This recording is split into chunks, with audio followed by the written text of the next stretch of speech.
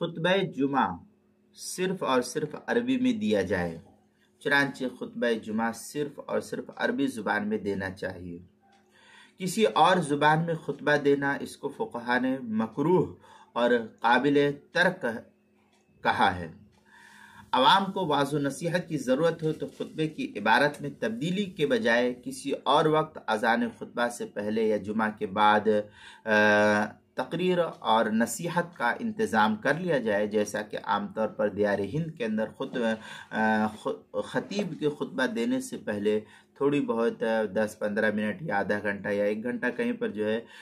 وہ تقریر ہوتی ہے، تو اس طریقے کا کوئی انتظام کر لیا جائے تو یہ بہتر ہے۔ چنانچہ اس بحث کو علم الفقہ کی دوسری جلد صفحہ 188، جواہر الفقہ پہلی جلد صفحہ 352، فتاوی دارالعلوم دیوبند 5ویں جلد صفحہ 129، کتاب المسائل پہلی جلد صفحہ 463 پر اس کو نقل کیا گیا ہے۔